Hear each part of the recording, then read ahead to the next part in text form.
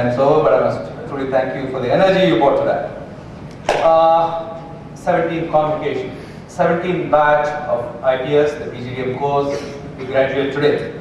It's my great honor to be here, and I truly want to congratulate the parents, the faculty, and of course all of you, the students, who are passing out today with well-earned degrees. A round of applause for all of you for your achievement of the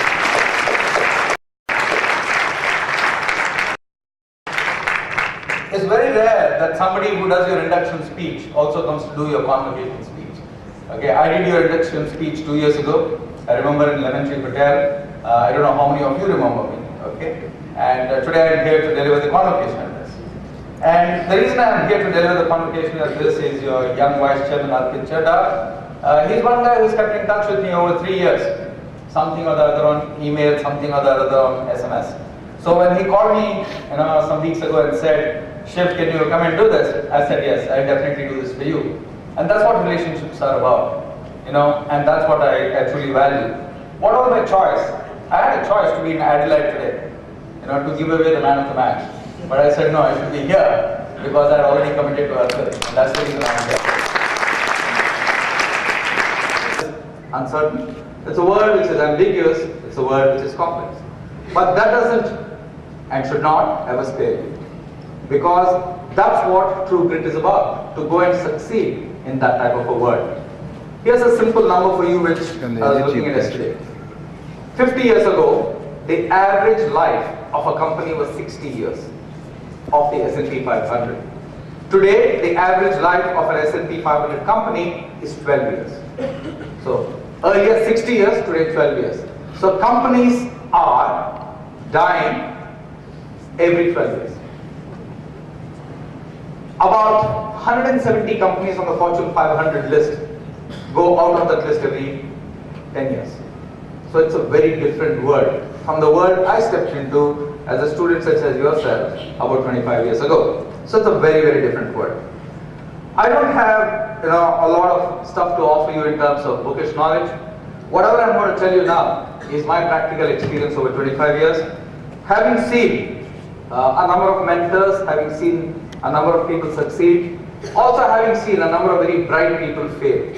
Okay? And I capture for you my 10 learnings of what a good management student, as he walks out of the portals of this institute, of this great institute, should truly think about. First and foremost, be a lifelong learner. Learning starts tomorrow morning. However much you think, the 2 years you have gives you a lot of bookish knowledge. Real learning starts when you're out there, working in a company, working with people, working the market. That is experience. Out of experience comes wisdom. Wisdom doesn't come out of books. Okay, so whatever you've learned so far, good luck, keep it. Why is it important? First principles are very, very important. Even today when I sit down to make decisions, what I learned in my textbooks is absolutely valuable. Don't ever forget that. So first principles are important, but be a lifelong learner, learn from experience, turn the first principles and experience into a thing called wisdom. That's when people will want more and more of you. So be a lifelong learner is my first principle for you.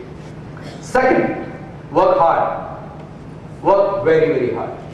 In an ambiguous world, in an uncertain world, the only thing which will take you to success is hard work. David Ogilvy said this many years ago. Hard work never killed anybody. Laziness killed a number of executives. Keep that in mind. If you work hard, the only thing which can stop you is bad luck, nothing else. And bad luck can happen. That's life.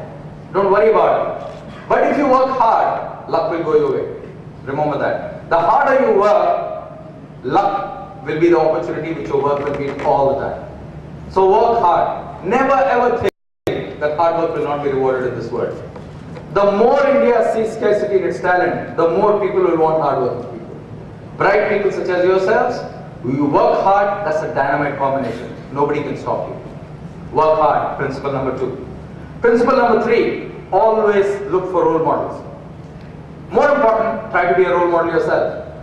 So when I grew up, my teachers were my role models. And when I grew up in boarding school, I had a teacher called Mrs. Mark. I still remember her. I was in standard 5. We were asked to write an essay on radio.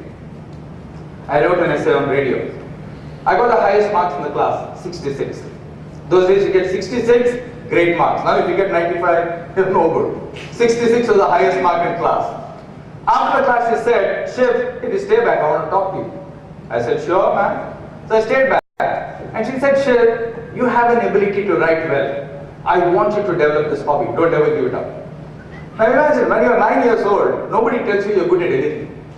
Okay, for a teacher to tell me, okay, she was my role model. So as you go through college, you have professors as role models, you have your parents as role models, you have your relatives as role models. As you start work, some of your bosses will be role models.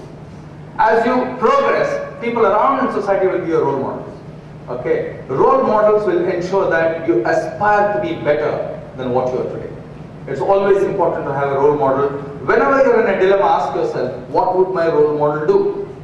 And invariably you'll come to a better answer. So look for role models. It's good. Be a role model.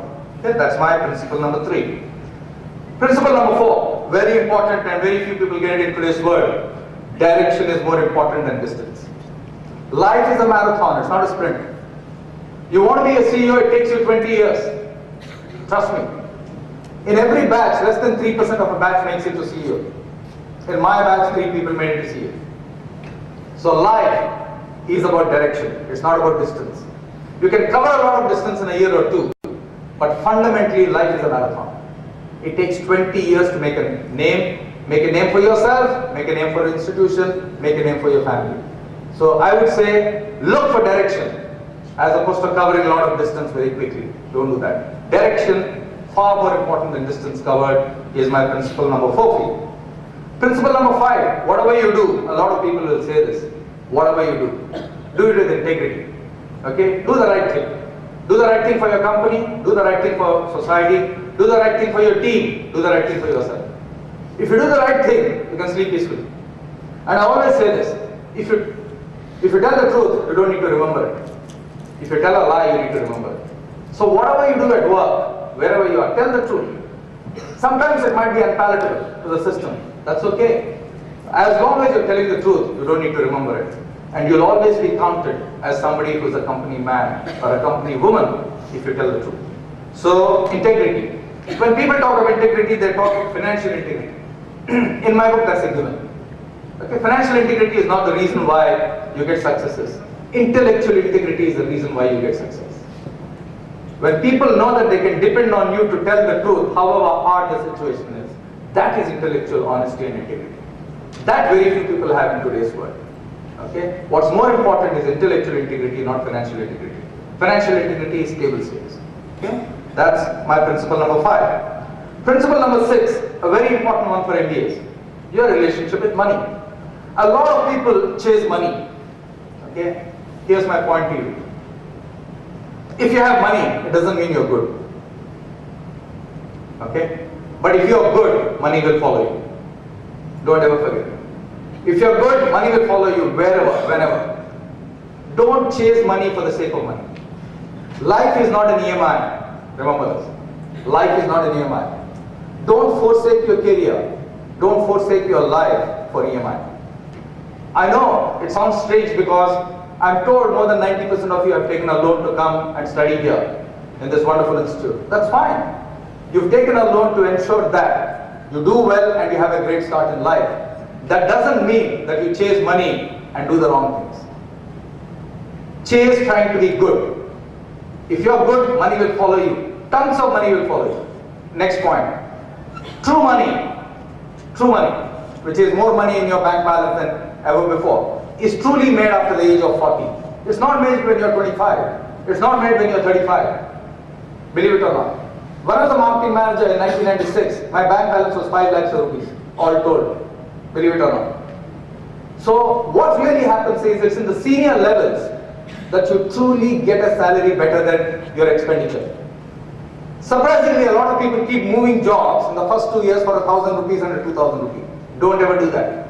Big mistake. Companies want stability, companies reward long-term players. Life is a marathon, I told you. Don't run away for the next 2,000 rupees. Don't run away for the next 5,000 rupees. I tell this to a number of people. Very few people listen to me. I hope some of you will listen to me because that's where you create value for yourself. That's how you'll be known as a different individual. Don't chase money for the sake of it. If you're good, money will follow you. Remember this. Okay? That's my principle number 6.